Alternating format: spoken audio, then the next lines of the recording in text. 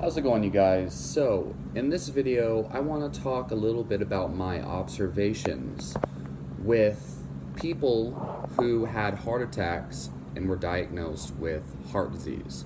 So, I've known a couple people in my family. I've known friends, distant relatives, and people that I've observed in the media, etc. I've seen many different types of cardiac events happen in many different types of people, and I've seen what these people are eating, or I've researched it depending on who we're talking about here.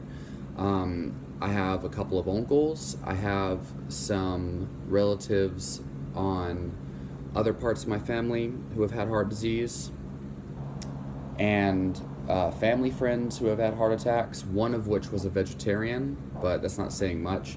Also, she was known to eat cheese pizzas on a regular basis, and so probably ate a lot of vegetable oil and obviously a lot of greasy cheese, wheat flour, processed foods, and stuff like that. Wasn't a health conscious person. Most of these people, though, eat a large amount of processed foods, okay?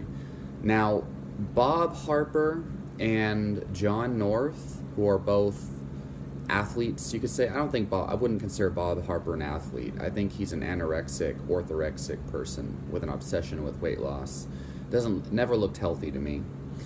John North, on the other hand, is an Olympic weightlifter, okay? These two people had cardiac arrest. Okay, and it wasn't necessarily a blockage of the artery that caused it. Now, Bob Harper, I've made many videos about him. Look them up. My channel name, Chalice of Immortality, along with Bob Harper. And you'll see, basically, he was on a very low-calorie diet. He was on a low-fat, low-carb, high-protein diet, okay? A low-fat, low-carb. He was eating virtually 0 grams of fat. The only fat he was eating was peanut butter and avocado. And he was eating a lot of egg whites and turkey and weird stuff like that. John North, on the other hand, I believe he was doing performance-enhancing drugs leading up to his cardiac arrest. Also, he was competing in bodybuilding, and he was 2 weeks out. He was 2 weeks away from competing in bodybuilding. So that means an extreme weight cut, which includes serious dehydration, where basically you lose all the water weight to try to get as lean as possible. And we all know that being 5% body fat is not healthy at all.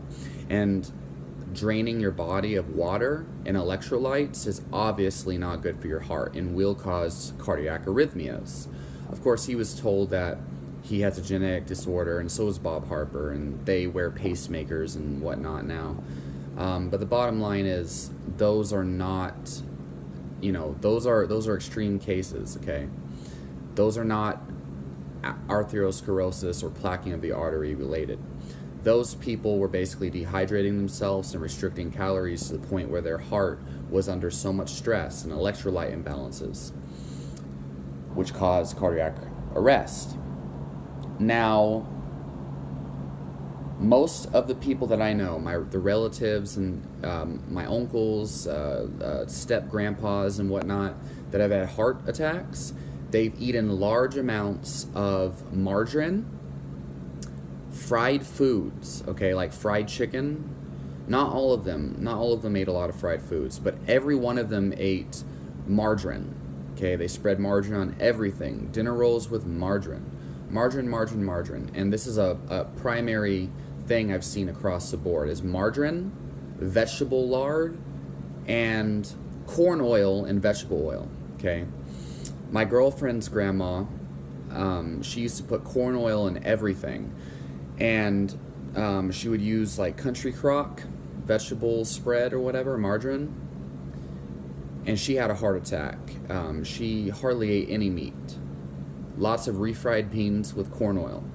One of my uncles, he was always eating frozen TV dinners. Didn't really eat much meat. He did eat frozen pizzas a lot, but occasionally he would eat Whataburger. Like he would have one day a week where he'd have Whataburger, but he's very low on money, couldn't afford eating out very often, couldn't afford meat, but he could afford frozen pizzas. Really, that's what his excuse was. But processed food is really expensive compared to healthy food. Anyway, margarine on everything. Also, my grandma, which is his mom used to use margarine all the time. Margarine in everything. And Crisco. So that's kind of something he learned. And so he just continued to use margarine, and he ate a lot of processed junk, and he had Skittles in his vegetable compartment. He had candy filled up in his vegetable baskets inside of his refrigerator. So instead of vegetables, he had baskets full of candy. But he didn't really eat much meat, and he didn't eat real butter. So, also, a step-grandpa in my family, lots of fried chicken, margarine, lard. And lots of wheat and dinner rolls and mashed potatoes with margarine and gravy. Of course, eating meat, he probably was the only one who ate meat on a regular basis, but he ate meat in the form of fried chicken with a side of vegetable oil, a side of margarine slathered on dinner rolls. So, I honestly, everyone that I've seen that have had heart attacks, none of them really ate a significant amount of meat. And the one person I know that he didn't really even eat that much meat, not a lot of meat at all, but he ate like chicken and brisket and things. Brisket was probably the only fresh meat that he ate that wasn't fried. But he ate a lot of fried chicken, a lot of chicken fried steaks, a lot of margarine. He was the only one who ate meat on a regular basis, but it was all fried. Everyone else hardly ate meat. They didn't eat real butter. They ate margarine. So, from what I've seen, it seems to be fried foods, vegetable oil, lard, margarine, and sugar, and processed foods in general. I've noticed everyone that has really gotten a chronic disease, cancer, heart disease, that I know of, survive largely on frozen dinners. And if you look at frozen dinners like Stouffer's and like Hungry Man and all those things, there's hydrogenated oils, MSG, all sorts of additives that have been proven to cause inflammation and disease in the body. And the more of those you eat, the worse your health is going to be. I notice the more of these foods that people eat, the worse their health gets over time. And none of these people have eaten a diet of natural, clean foods, including, vegan, even a clean vegetarian, or a clean meat-based diet. So, based on my anecdotes and my observations, it's very hard for me, I have no hands-on evidence that meat causes heart disease. I've seen everyone that I know that's had heart disease, and this is 30 people that I've seen their diets. They haven't eaten a lot of meat. And then when you look at these two athletes like John North and Bob Harper, there's a lot of people that have came out and claimed that he was an advocate of weight loss drugs and Adderall. And then John North, everyone thinks he was on steroids when it happened, and he was dieting down for a bodybuilding competition.